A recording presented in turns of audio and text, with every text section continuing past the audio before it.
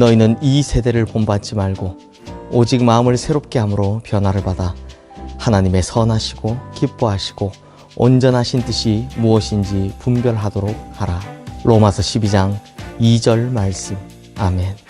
사랑하는 성도님들, 로마서 12장 1절에서 2절 말씀에서 사도 바울이 고면한 세 가지가 뭐라고 했습니까? 첫 번째는 우리 몸을 하나님께서 기뻐하시는 거룩한 산 제물로 드리라 라는 것이었고, 두 번째가 이 세대를 본받지 말고 마음을 새롭게 함으로 변화를 받아라 라는 것이었습니다.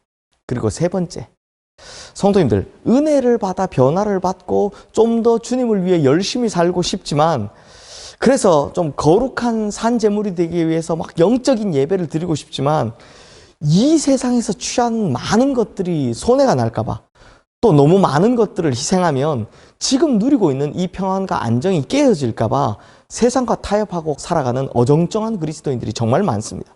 그리고 마귀는 이렇게 서서히 타협하는 방법을 사용해서 우리를 죄 가운데로 몰아가고 결국 우리 눈을 가리고 귀를 가려서 멸망에 빠지게 한다는 것이죠. 그러다 보면 그리스도인들에게 마비가 오는 것이 하나 있는데, 그게 뭐냐? 바로 영적인 분별력이 마비된다는 것입니다. 그러므로 이 영적인 분별력을 잃어버리는 순간 그 영혼은요, 망하게 된다는 겁니다. 성도님들, 창세기 13장 말씀에 보면 아브라함과 조카 롯이 서로 가축과 소유들이 많아져서 갈등이 생기는 모습이 나옵니다.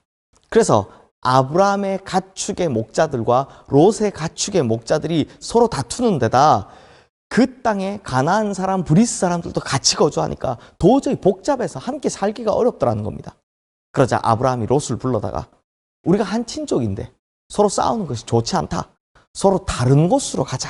이제 갈라서자 라고 고민을 합니다. 그때 아브라함이요, 굉장한 양보를 합니다. 어디로 갈지 선택권을 롯에게 먼저 주는 겁니다.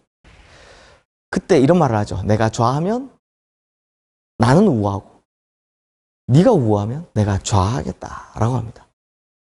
그래서 창세기 13장 10절 말씀에 보면 롯이 이렇게 결정을 했다고 합니다.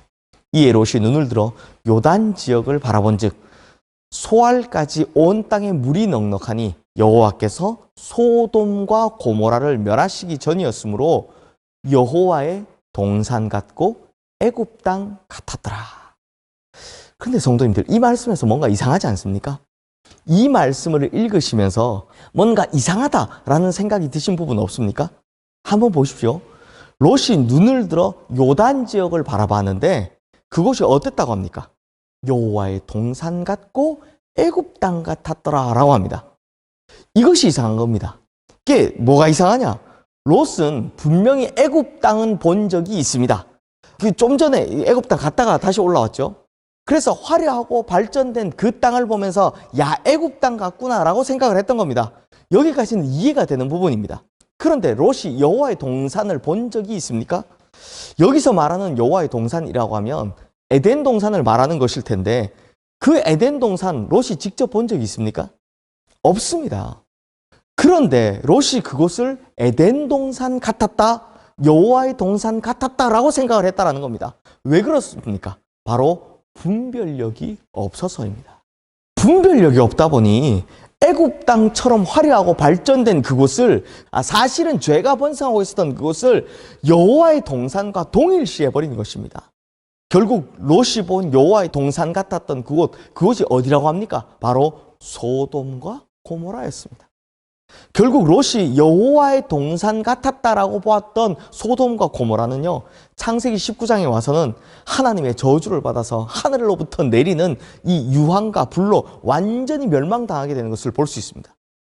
그러므로 분별력, 특히 영적인 분별력이 이렇게 중요한 것입니다. 이런 예가 성경에 또 있습니다. 마태복음 2장 말씀에 보면 동방에서 온 박사들이 하늘의 별을 보고 예루살렘을 찾아옵니다. 그리고 뭐라고 합니까? 유대인의 왕으로 나신 이가 어디 계시냐? 우리가 동방에서 그의 별을 보고 그에게 경배하러 왔노라 라고 이야기를 합니다. 이 소식에 헤롯 왕과 온 예루살렘이 발칵 뒤집어집니다. 그래서 헤롯 왕이 대제사장과 서기관들을 불러서 그리스도가 어디서 나겠느냐 라고 물어보니 모두가 다 제대로 대답을 해줍니다. 어디서 그리스도가 난다고 대답을 합니까? 바로 베들레헴이라고 합니다. 왜냐하면 미가서 5장 2절의 말씀을 모두 다 알고 있었기 때문입니다. 이 예언을 정확히 알고 있었기 때문입니다. 성도님들, 지금 유대인의 왕이 왔다라고 합니다. 자기들의 메시아가 왔다고 합니다. 그들의 나라가 망한 지 약 400년 만에 드디어 메시아가 왔다라고 합니다. 그렇다면 대제사장과 서기관들 지금 당장 뭐 해야 합니까? 동방박사들과 함께 가든지 하여튼 어떻게 가든지 지금 당장 베들레헴에 가봐야 합니다. 그게 당연한 거 아니겠습니까? 마땅한 거 아니겠습니까? 그런데 어떻게 했습니까? 아무도 안 갑니다. 단 한 사람도 가지 않습니다. 왜 그렇습니까?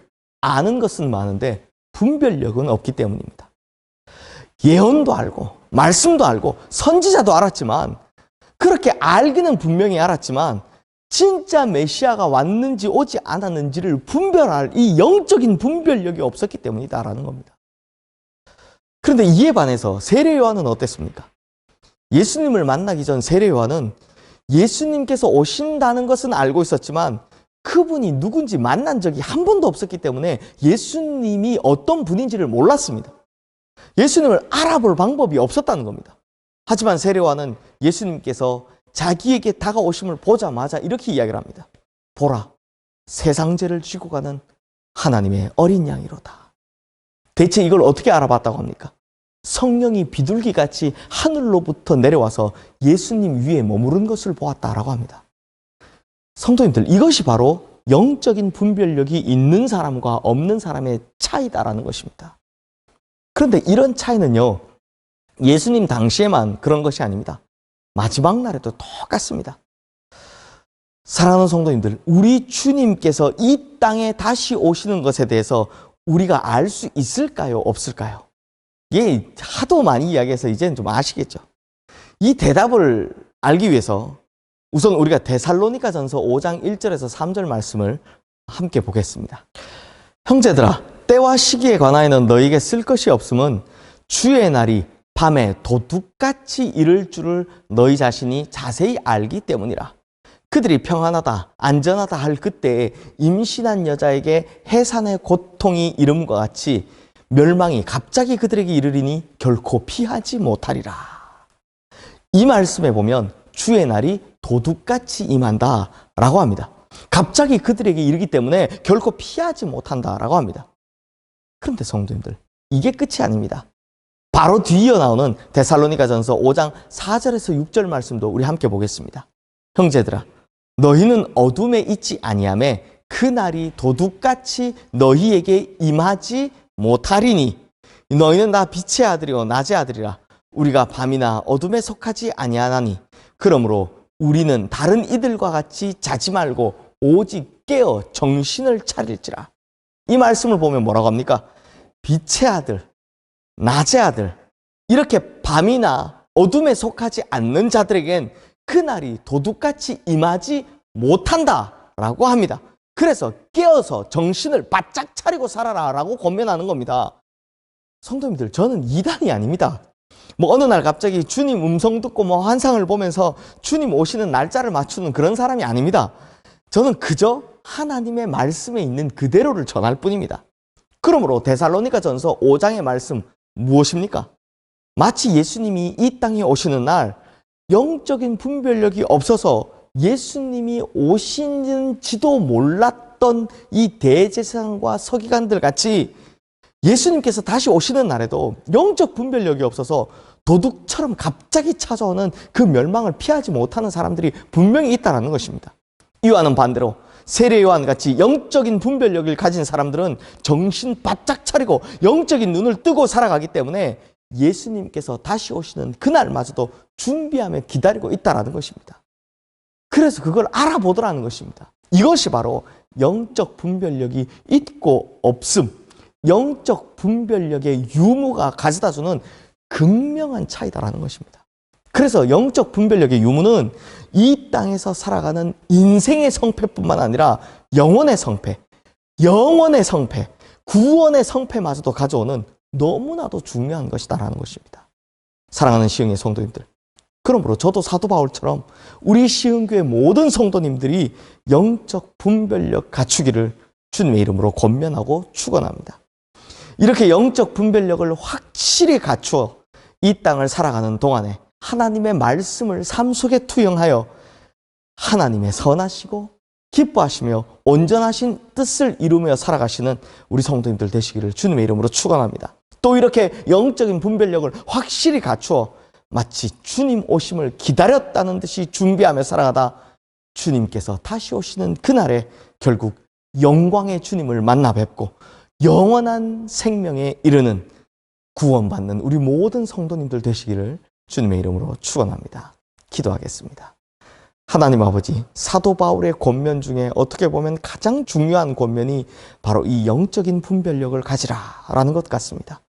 주님, 우리가 이 땅 살아가는 동안 정말 영적인 분별력을 갈고 닦아 이 생을 살아가는 동안에도 하나님 말씀 위에 똑바로 살아가게 하시고 또한 주님께서 다시 오시는 그날에는 영적인 분별력으로 말미암아 모르고 지나가는 것이 아닌 정말 주님 오심을 기다리며 살아가다 그날 주님을 만나는 영광스러운 자리에 참여하고 영원의 자리에 참여하는 우리 모든 성도님들 되게 하여 주시옵소서. 예수 그리스도 이름으로 기도드리옵나이다. 아멘.